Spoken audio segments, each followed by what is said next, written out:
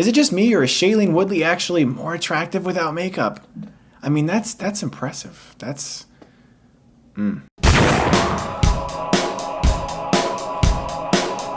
The Spectacular Now stars Miles Teller and Shailene Woodley, and this film is by the writers of 500 Days of Summer, one of my favorite romantic comedies, which is pretty awesome. Basically, this movie is about a guy played by Miles Teller who is sort of the life of the party, and that's kind of the characters he's been playing, like in 21 and Over and Footloose. He plays the kind of guy that's like, hey, I'm the cool guy, I'm the instigator who's going to start everything. And he plays that character in this movie too, but it's a little bit different this time. He's getting over a relationship with another girl when he runs into Shailene Woodley, who's very much not his typical style. She doesn't wear much makeup, she doesn't think she's good looking at all, she reads manga, she likes to draw, you know, she's the dorky girl who's very attractive but doesn't really have that many friends. And once a relationship starts up between these two, we get a very realistic look at young love, we get a good look at youth and how youth have to deal with many family problems and the things that come along with that. And the way the script is written and the way the film is directed is so realistic to the point where I almost felt uncomfortable at times watching the scenes that played out in this movie because they were so well done. The Spectacular Now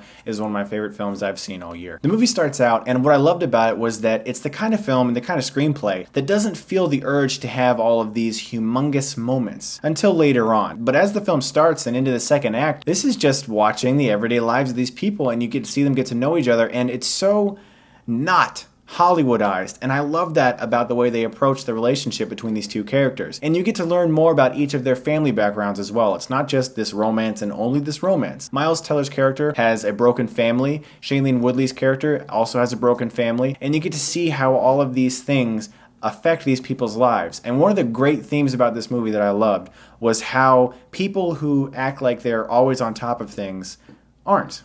A lot of them have really horrible lives, and I really like the script and the way the film is directed and how it stayed true to that fact about human nature, that most people try to hide their problems. That's one of the beautiful things about this movie, is it's not just a romantic film. It has a lot of things to say about not just youth, but adulthood. Both of those characters were very fun to watch. Shailene Woodley, in my opinion, is Oscar-worthy in this movie, really. She did such a fantastic job. Seeing The Descendants and now this, I'm super impressed with this actress. I mean, she's so good in this movie, so real. Miles Teller also really came into his own in this movie because, as I said, although he plays that similar character he's been playing lately, that life of the party, fun guy, it was almost like that character that he's been playing finally matured and blossomed in this movie, and you got to see him fleshed out and you got to understand more about him. Even though he played a familiar character for a while, you could really see behind his eyes that he was hiding a lot of pain, and it worked so well in this movie that both of these actors were fantastic. This is one of the movies where if you don't mind watching people talk and actually share interesting dialogue, or dialogue that can sometimes really honestly break your heart,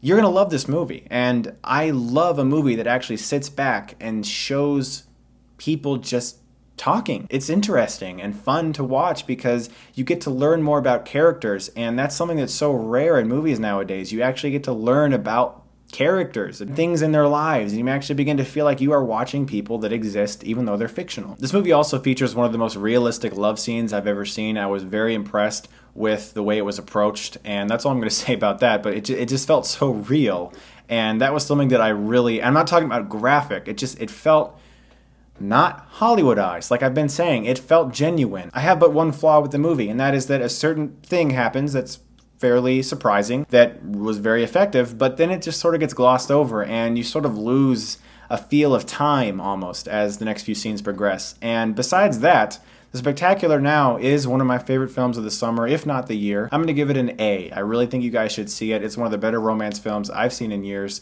Definitely check this one out. It's definitely worth your time. As always, guys, thanks a lot for watching, and if you like this, you can click right here and get Stuckmannized. She really wants to be in the video. I don't know why, but this is my new cat. Her name's Vesper, and she really will not stop looking at my microphone.